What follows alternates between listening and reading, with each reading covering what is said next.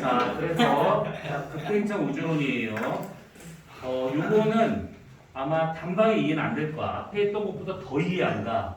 왜냐하면 가르친 나도 이해가 안 가거든. 예? 왜 이렇게 설명을 해야 되는지 나는 이게 진짜 난 납득이 안 돼, 이게. 근데 이게 왜 그러냐면 현재 우주론을 주장하는 학자들 사이에서 요거를 대체할 만한 가설이 없어. 그렇기 때문에 우선은 설명을 하긴 하되 이게 만약 이해되잖아? 그럼 아주 기분 나쁘게 납득이 될 거야. 근데 아무튼 뭐 그다 치고 자 우선 뭐냐면 거기 중간에 나와 있는 그림을 잘 보시면 돼요. 자 빅뱅이 처음 시작되고 난 다음에 우주는 계속해서 같은 속도로 이렇게 커졌습니다. 자 빅뱅이 이때 빵 하고 나타나게 되고 난 다음에 우주는 계속해서 어떻게 커진 거냐면 얘가 점점점 이런 식으로 커지는 거야. 이렇게. 이게 빅뱅 우주론입니다. 그러면 얘가 커지고 있다라고 하는 것은 이제 우선 빅뱅 우주론하고 극팽적 우주론 잘 구분하셔야 돼. 빅뱅 우주론과 같은 경우는 우주의 팽창 속도가 광속이다라고 본 겁니다. 우주의 팽창 속도는 광속이다. 그러면 얘가 여기서부터 막 커져. 이렇게 쭉 커집니다. 그럼 이 말은 뭐냐면 내가 만약 여기 서 있잖아? 그러면 우리는 이 우주의 끝을 볼 수 있다라는 거야. 왜냐하면 광속으로 커지고 있기 때문에 우리가 관측할 수 있다라고 하는 것은 우주의 끝까지 관측 가능하더라. 이렇게 볼 수가 있는 것들이지. 빛을 통해서 보고 있는 거니까. 그래서 빅뱅 우주론과 같은 경우에는 우주의 크기라고 하는 것과 그다음 이제 우주의 크기는 실제 크기를 말하고 있는 거야. 우리가 눈으로 볼 수 있는 최대 한계를 지평선이라고 말하는데 이것이 같다라고 보는 겁니다. 우주의 끝이 곧 우리가 볼 수 있는 최대 한계다 이렇게. 자 그런데 이렇게 되면 문제가 여러 가지가 생겨. 그 중에 첫 번째가 뭐가 있냐면 지평선 문제라고 하는 것이 있는데 요게 조금 이해가 좀 어려울 수 있을 것인데 이렇게 생각하시면 돼. 우주가 요만하잖아. 그럼 예를 들어서 만약에 우리가 가운데 서 있다라고 하면 가정해보세요 이렇게. 그러면 아까 말했던 우주 배경복사라든지 뭐 기타 등등 여러 가지 것들이 빛이 있을 거라고. 그 빛들이 이렇게 오는 빛도 있을 것이고 이렇게 오는 빛도 있고 이렇게 오는 빛도 있고 반대편에서 오는 빛도 있을 것이고 그러겠지. 이 빛이라고 하는 것은 여러 가지 정보를 담고 있는데 여기서 계속 정보가 뭐예요? 이걸 물어보는데 정보라고 하는 것은 뭐냐면 그 빛이 출발한 그 지점의 어떤 온도 기체에서 출발했다라고 친 다음에 기체의 성분 그 기체들의 밀도 뭐 이런 것들 아무튼 뭐 이런 것들 쭉 이런 것들 다 정보라고 할 수 있는 것들인데 이게 다 빛을 통해서 우리한테 다 옵니다. 그러면 여기서 오는 빛의 우리한테 주는 정보와 여기서 오는 빛의 정보하고 이게 실제로 어떠냐면 다 똑같아. 여기서 오는 빛이든 여기서 오는 빛이든 어디서 오는 빛이든 다 똑같아. 그건 당연한 거 아닌가요? 라고 생각할 수 있는 것인데 잘 생각해보면 빅뱅 때부터 지금까지 빅뱅 우주론은 광속으로 팽창했대. 그러면 여기 끝과 여기 끝은 서로 만난 적이 없는 상태야. 한 번도 만나지 않고 빅뱅 이후에 빵 터져서 계속 광속으로 멀어졌기 때문에 한 번도 만나지 않고 이제 쭉 멀어진 상태입니다. 그러면 여기하고 여기하고 만난 적이 없었기 때문에 같은 정보가 있으면 안 돼. 같은 온도, 같은 밀도, 같은 성분 이런 것도 있으면 안 됩니다. 이게 무슨 의미냐면 이렇게 생각하시면 돼. 내가 만약에 이건 적당한 얘기가 아닌데 그냥 그렇다라고 생각하세요. 그냥 지금 이 교실 이 모양 그대로 지금 여기서 지금 나까지 9명이야. 그리고 다 똑같은 이 모양의 똑같은 옷에 똑같은 책의 페이지를 펼치고 책을 놓은 각도까지 똑같이 맞춰가지고 지구 반대편 우리의 반대편 아르헨티나에 똑같은 이 교실을 만들었어. 대가족만이 요 9명 사람을 어렵게 구해가지고 똑같이 이 배치들을 앉혀놓고 똑같은 책을 다 주고 페이지에 똑같이 하고 틀어진 각도를 다 똑같이 맞췄어. 이 상태에서 내가 만약에 오늘 얘가 말하는 거네. 이 새끼 만난 거였어 오늘. 내가 얘를 만약에 뺨을 빡 때렸어. 그러면 얘는 이러겠지.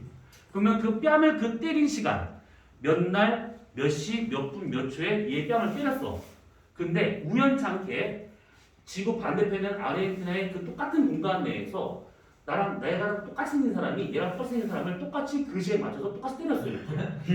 그러면 걔도 이러겠지. 근데 내가 그 사람과 서로 뭐 합의가 된 상태에서 언제 어디서 어떻게 때려보자 이렇게 약속이 되지 않은 이상은 똑같은 인간, 똑같은 상황, 똑같은 모습에 똑같은 상황을 줄 수는 없는 거야. 똑같이. 뭔 말인지 이해해 이게? 서로 약속이 되지 않은 상태에서는 그게 동시에 일어날 수 확률은 없다라고 봐야 돼. 얘하고 서로 만난 적이 없었기 때문에 그렇다라는 겁니다. 얘가 뺨을 때리잖아? 뺨을 때리지 몰라야 돼. 근데 보니까 얘도 뺨 때리고 있어. 똑같이. 얘도 똑같은 시간에 똑같은 장에서 똑같은 모양. 그럼 뭔가 이상하단 말이잖아요. 그래서 이게 설명이 안 되는 거야. 이게 빅뱅 이론에서는 이런 상태가 되고 있다 보니까 이게 서로 만난 적도 없는 상태에서 이게 어떻게 정보가 교환이 됐는가. 그러려면 이렇게 생각해 봐야 돼.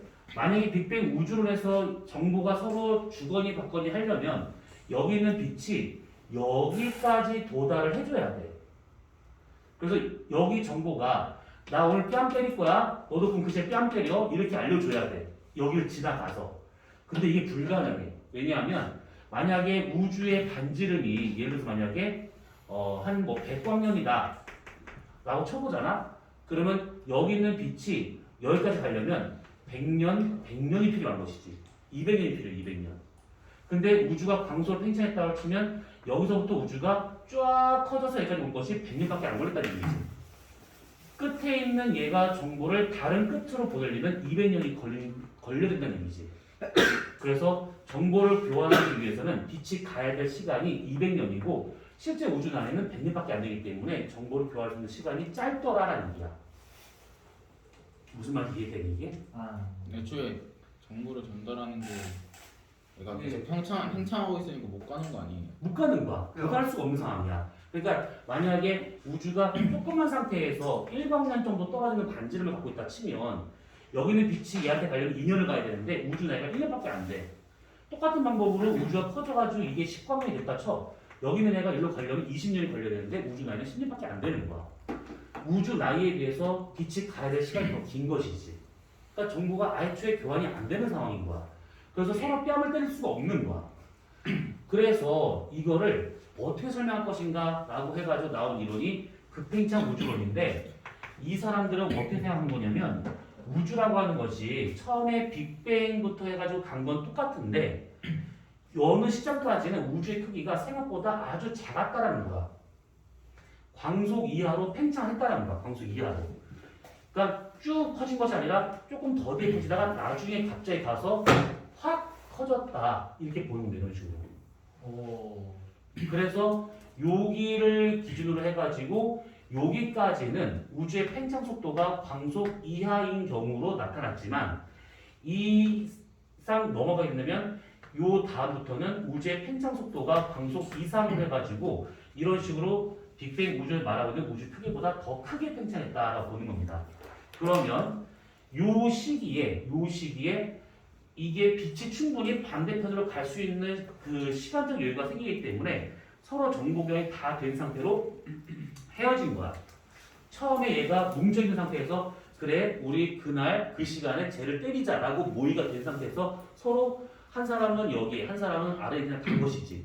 그래서 각자 시간과 장소를 알고 있기 때문에 그 시간에 딱 때린 것이지. 뺨 때리자 오케이 뺨 때렸어 이렇게 된 것이지. 그래서 여기까지가 정보가 교환이 된 상태가 되는 그런 어떤 기간이 있었다. 그 기간 이후에 우주는 급팽창했다라고 보고 있는 겁니다. 자, 그러면 이렇게 보면 우선은 이 문제는 해결되는 것처럼 보여. 그치? 근데 뭔가 이상해. 이게 지금 이상해. 요게.